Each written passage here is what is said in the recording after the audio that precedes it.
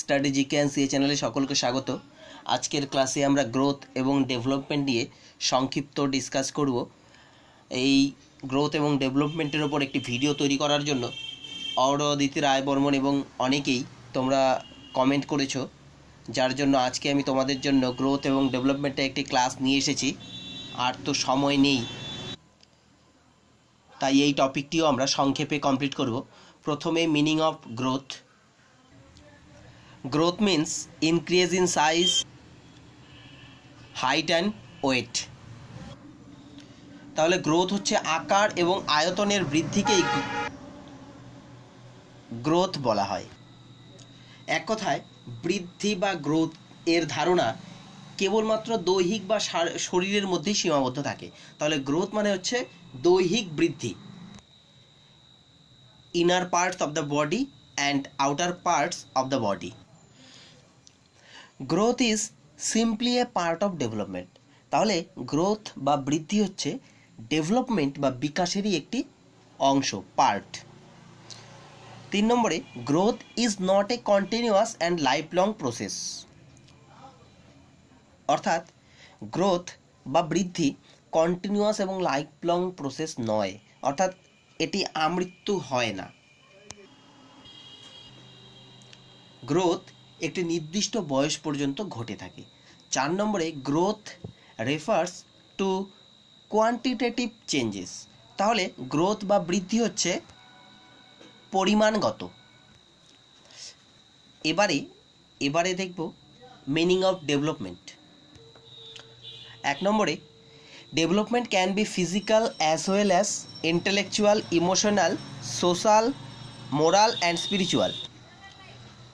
তাহলে ডেভেলপমেন্ট হচ্ছে physical changes, তার পাশাপাশি intellectual, emotional, social, moral, spiritual সব কিছুর পরিবর্তনই হচ্ছে বিকাশ। Development is a wider and comprehensive term. 3 নম্বরে রয়েছে, development is a continuous and life long process. তাহলে ডেভেলপমেন্ট বা বিকাশ আমৃত্যু ঘটে। 4 নম্বরে, development refers to quantitative as well as qualitative changes. তাহলে ডেভেলপমেন্ট বা বিকাশ হচ্ছে গুণগত এবং পরিমাণগত উভয়।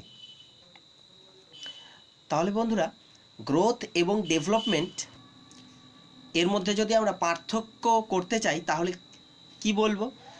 তাহলে এটাই বলবো যে গ্রোথ কথার অর্থ হচ্ছে শুধুমাত্র ফিজিক্যাল চেঞ্জেস, এবং ডেভেলপমেন্ট কথার অর্থ হচ্ছে ফিজিক্যালের পাশাপাশি intellectual, emotional, social, moral, spiritual, অর্থাৎ অল রাউন্ড ডেভেলপমেন্ট। অপরদিকে গ্রোথ একটি নির্দিষ্ট বয়স পর্যন্ত ঘটে থাকে এবং ডেভেলপমেন্ট আমৃত্যু ঘটে থাকে। এছাড়াও গ্রোথ হচ্ছে কোয়ান্টিটেটিভ চেঞ্জেস বা পরিমাণগত, এবং ডেভেলপমেন্ট হচ্ছে কোয়ান্টিটেটিভ অ্যান্ড কোয়ালিটেটিভ, পরিমাণগত এবং গুণগত উভয়। তাহলে এক কথায় যদি আমরা বলতে চাই তাহলে বলবো growth is a part of development, অর্থাৎ ডেভেলপমেন্টের একটি পার্ট হচ্ছে গ্রোথ। এবারে দেখে নেব factors influencing growth and development. Growth এবং ডেভেলপমেন্টের ক্ষেত্রে যে সমস্ত ফ্যাক্টরগুলো প্রভাব বিস্তার করে সেগুলি হলো: number 1, hereditary and biological factor. Socialisation. 3 number, emotional maturity. 4 number, environment.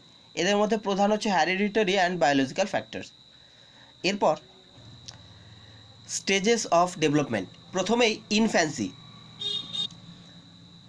0 থেকে 2 বছর বয়স পর্যন্ত ইনফ্যান্সি স্টেজ।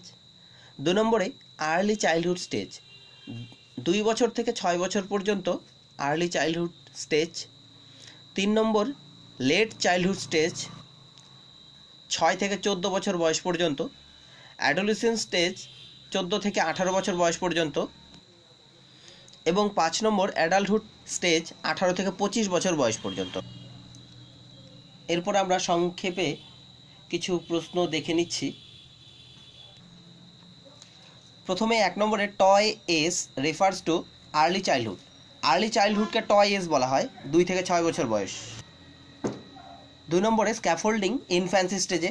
3 নম্বরে টডলার ফেস 12 থেকে 36 মাস, অর্থাৎ 1 বছর থেকে 3 বছর বয়স পর্যন্ত। এরপর প্রি স্কুল এজ 3 থেকে 6 বছর বয়স। স্কুল গোয়িং এজ 6 থেকে 12 বছর। The first tooth that appears 6 মাস বয়সে প্রথম দাঁত হয়। 7 নম্বরে মিল্ক টিথ। মিল্ক টিথ হচ্ছে 20টি। কমপ্লিট হেড হোল্ডিং 5 মাস বয়সেই হয়। তারপর 9 নম্বরে রয়েছে সিটিং উইথ সাপোর্ট 5 মাস বয়সে। 10 নম্বরে সিটিং উইদাউট সাপোর্ট 8 মাস বয়সে। স্ট্যান্ড উইথ সাপোর্ট 9 মাস বয়সে। স্ট্যান্ডিং উইদাউট সাপোর্ট 12 মাস বয়সে। 13 নম্বর ওয়াক উইথ সাপোর্ট 12 মাস বয়সে। ওয়াক উইদাউট সাপোর্ট 15 মাস বয়সে। রান 18 মাস বয়সে। কুইং 2 মাস বয়সে। 17 নম্বর speak 272 words 2 years of age 2 বছর বয়সে 272টি শব্দ বলতে পারে।